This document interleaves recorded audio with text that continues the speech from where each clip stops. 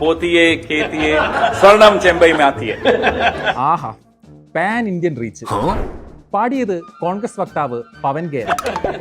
അല്ല പവൻജി, ഇനി കേസ് എങ്ങാനും വന്നാലോ? We are ready to go to the case എടുക്കാനാണെങ്കിൽ ഇവിടുത്തെ ജയിലുകൾ പോരാതെ വരും. ജയിലിലാവൂല.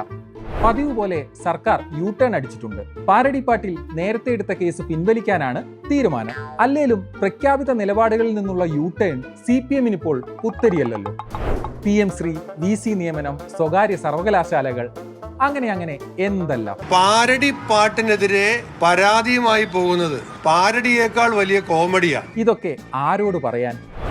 ഓൾറെഡി ഹിറ്റായിരുന്ന പാട്ടിനെ കേസെടുത്ത് ബമ്പർ ഹിറ്റ് അടിപ്പിച്ച ക്രെഡിറ്റ് അത് CPM-നാണ്. കേരളം മുഴുവൻ പാടാൻ പോവാണ് പാട്ട്. ഇവര് പ്രചാരണം കൊടുത്ത് ആ സ്ഥിതിയിലേക്ക് എത്തിച്ചു. പോത്തിയെ കേത്തിയെ സ്വർണം ചെമ്പായി മാറ്റിയേ. ആവിഷ്കാര സ്വാതന്ത്ര്യം എല്ലാവർക്കും വേണമെന്നുള്ള അഭിപ്രായമാണ് ഇടതുപക്ഷ ജനാധിപത്യ പ്രസ്ഥാനത്തിനുള്ളത്. കേട്ടിട്ടുണ്ട്. സിനിമാ ഫെസ്റ്റിവലിൽ കേന്ദ്രം നിരോധിക്കപ്പെട്ട സിനിമകൾ പ്രോത്സാഹിപ്പിക്കുന്നതിന് വേണ്ടി കേരള ഗവൺമെന്റ് തീരുമാനിച്ചു. കേന്ദ്രം സിനിമകളെ പേടിക്കുന്നു, ഇവിടെ സംസ്ഥാന സർക്കാർ പാട്ടിനെ പേടിക്കുന്നു. എന്താണ് വ്യത്യാസം? വലിയ വ്യത്യാസമൊന്നുമില്ല. ഇവിടെ ഒരു പാട്ട് പാടാൻ സമ്മതിക്കാത്തവർ സിനിമയെക്കുറിച്ച് ദുഃഖിക്കേണ്ട കാര്യമുണ്ടോ? ആവിഷ്കാര സ്വാതന്ത്ര്യത്തെക്കുറിച്ച് എന്തോരം മുറവിളി കൂട്ടിയിരുന്ന ആൾക്കാരാ. ഇപ്പൊ കണ്ടില്ലേ, ഒരു പാട്ട്, വെറും ഒരു പാരടിപ്പാട്ട്. മിമിക്രി ആർട്ടിസ്റ്റുകൾ പലരും ഇന്നിപ്പോൾ കേരളത്തിൽ അറിയപ്പെടുന്ന സിനിമാ താരങ്ങളാണ്. അവരെ എല്ലാവരെയും പിന്നെ തമാശയാക്കുകയും കളിയാക്കുകയും ചെയ്തുള്ള സംഭവങ്ങൾ ഉണ്ടായിട്ടുണ്ട്. അതിലൊന്നും ആർക്കും ഒരു പരാതി ഉണ്ടാവാറില്ല. അതെ, മലയാളികൾ അതൊക്കെ ആ സെൻസിലേ എടുക്കൂ. അല്ലാണ്ട് പാരടിപ്പാട്ടിനൊക്കെ ആരേലും കേസും കൊടുത്ത് അതിന് പിന്നാലെ പോകും. ഒരു വ്യക്തിയെ അല്ലെങ്കിൽ ഒരു സമൂഹത്തിനെയോ ഒരു കാരണവശാലും വേദനപ്പെടുത്താൻ വേണ്ടി പാടില്ല. ഈ പാട്ട് കേട്ട് ഇവിടെ വേദനിക്കപ്പെട്ടത് ഇടതുപക്ഷത്തിന് മാത്രമാണ്. ഒരു ദൈവത്തിനെ, മൂർത്തിയെ കളിയാക്കുകയോ ചെയ്യുന്ന നിലയിൽ ആ സമൂഹത്തിന് വേദന ഉണ്ടാകുന്ന രൂപത്തിലുള്ള ഒരു പാരഡികാരൻ നമുക്കത് അംഗീകരിക്കാൻ ഭയപ്പെടാൻ കഴിയുന്ന. പോറ്റിയെ കേറ്റി സ്വർണം കെട്ടുമെന്നാണ് പാട്ടിന്റെ അർത്ഥം. ഇവിടെ എവിടെയാണ് ദൈവം നിന്ന? ഇതിപ്പം ശബരിമലയിൽ നിന്ന് സ്വർണം കട്ടതാണോ തെറ്റ്, അതോ അതിനൊരു പാരടി പാട്ട് ഇറക്കിയതാണോ തെറ്റ്? ഈ സ്വർണം കക്കുന്നതാണ് ഏറ്റവും വലിയ തെറ്റ്. അതല്ലാതെ കട്ടയിനെ കുറിച്ച് പാട്ട് എഴുതുന്ന കുറ്റമില്ല. പിന്നെ ഇടതുപക്ഷമൊന്നും ശബരിമല ശാസ്താവിനെയും ഗണപതി ഭഗവാനെയും അതുപോലെ ആറ്റുകാൽ ദേവിയെന്നും കളിയാക്കിക്കൊണ്ടുള്ള പാട്ടൊന്നും ഇടതുപക്ഷം ചെയ്യുന്നു. മലപ്പുറം താനാളൂർ പഞ്ചായത്തിൽ CPM-ന്റെ വിജയാഘോഷമാണ്.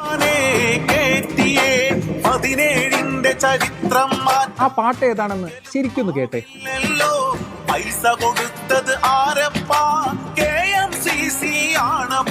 പണ്ട് മുഖ്യമന്ത്രിയായിരുന്ന കരുണാകരനെതിരെയും ഇറക്കിയിട്ടുണ്ട് ഇതേപോലൊരു ഐറ്റം. ലീഡർ മുഖ്യമന്ത്രി ആയിരിക്കുന്ന സമയത്ത് അദ്ദേഹം വാഹനത്തിൽ പോകുന്നതിന് കളിയാക്കിക്കൊണ്ട് ഇതേ അയ്യപ്പ ഭക്തി ഗാനം ഉപയോഗിച്ചൊരു പാരഡി CPM ഉണ്ടാക്കിയിട്ടുണ്ട്. ഇതൊക്കെ പറയുമ്പോൾ ഒന്ന് പഴയ കാര്യങ്ങൾ ഓർക്കണം. തെരഞ്ഞെടുപ്പിൽ തോറ്റു കഴിഞ്ഞപ്പോഴാണ് മാർക്സിസ്റ്റ് പാർട്ടിക്ക് തോന്നിയത് ഇതിൽ വിശ്വാസത്തിന്റെ പ്രശ്നമുണ്ട്. തെരഞ്ഞെടുപ്പിൽ ജയിച്ചിരുന്നുവെങ്കിൽ ഈ പ്രശ്നവുമായിട്ടും മാർക്സിസ്റ്റ് പാർട്ടി ബന്ധപ്പെടുത്തില്ല. ഇതിനുള്ള മറുപടി EP പറയും. ഒരു തെരഞ്ഞെടുപ്പിൽ ഒരു 10 വോട്ട് കിട്ടാൻ ഇത്തരത്തിലുള്ള പല ശ്രമങ്ങൾ നടത്തുന്നുണ്ട്.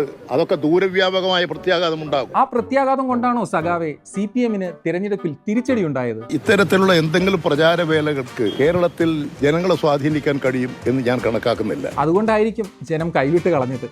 അതൊക്കെ പോട്ടെ, കോൺഗ്രസുകാർ ഈ പാട്ട് നിർത്തുന്ന മട്ടൊന്നുമില്ലല്ലോ. അതെ, അവരിത് പാട്ട് പാടാനുള്ള കേന്ദ്രമാണ് ധരിച്ചു കാണും. അടുത്ത നിയമസഭാ തിരഞ്ഞെടുപ്പ് വരെ ഈ പാട്ട് കത്തിച്ച് നിർത്താനാ അവരുടെ നീക്കമെന്ന് തോന്നുന്നു. ഞങ്ങൾ എന്തെല്ലാം കണ്ട് വളർന്നിട്ടുള്ളവരാ, എന്തെല്ലാം അനുഭവിച്ച് വളർന്നിട്ടുള്ളവരാ. അതുകൊണ്ട് ഞങ്ങളെ തകർക്കാൻ ആർക്കും സാധിച്ചിട്ടില്ല. കേസ് പിൻവലിക്കുന്നത് തിരിച്ചടി ഭയന്നിട്ടല്ലാന്ന് ആർക്കെങ്കിലും സംശയമുണ്ടോ?